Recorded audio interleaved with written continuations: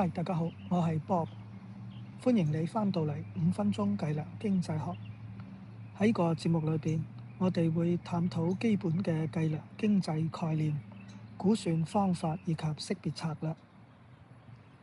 計量分析當中常用嘅數據結構主要有3種：橫截面數據、時間序列數據以及面板數據。今日我哋將會聚焦喺時間序列數據嘅特徵，並且將佢同橫截面數據作比較。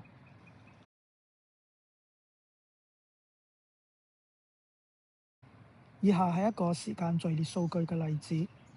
時間序列數據嘅特徵係包含一個時間變量，喺呢個例子裏邊係年份。我哋同時睇到一個 ID 變量，代表樣本當中嘅個體，呢個個體係一個國家。不過由於樣本當中只有一個個體，因此 ID 變量係可以省略嘅。樣本當中嘅資訊變量包括呢個國家從1987年到1996年嘅消費者物價指數以及國內生產總值。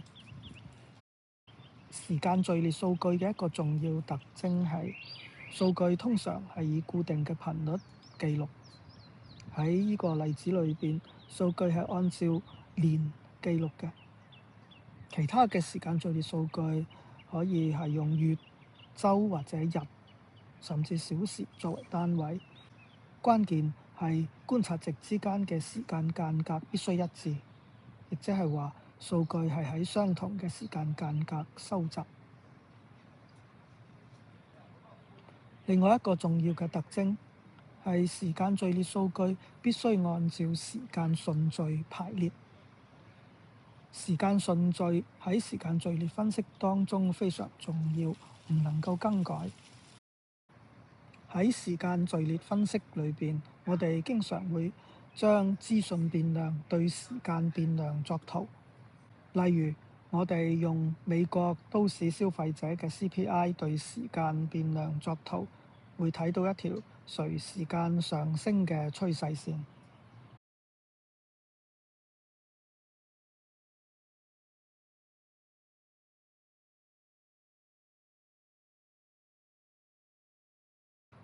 時間序列數據同橫截面數據一個主要嘅差別係在於是否具有時間順序。橫截面數據係喺同一個時間點收集嘅，因此唔存在時間先後呢個概念。橫截面數據喺數據庫當中嘅排列順序唔會影響分析結果。調換順序亦唔會改變估計結果。我哋喺開始學習計量經濟學嘅時候，最先接觸嘅係橫截面數據。呢類數據提供咗唔同個體嘅資訊，呢啲個體包括個人、家庭、企業、城市又或者國家。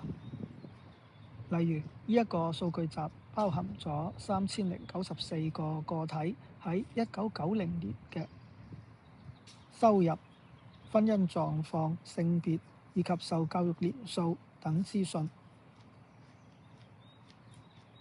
通常橫截面數據唔包含時間變量，因為所有嘅數據都係喺同一個時間點收集嘅。數據中可能會有 ID 變量，但係改變佢嘅順序或者移除佢都唔會影響分析。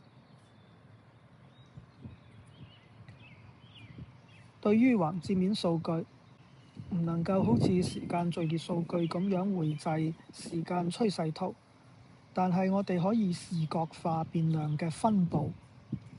例如，對收入變量作直方圖，佢通常係呈現向右偏嘅分佈，右尾較長，表示大多數人嘅收入集中喺較低同中間嘅區域。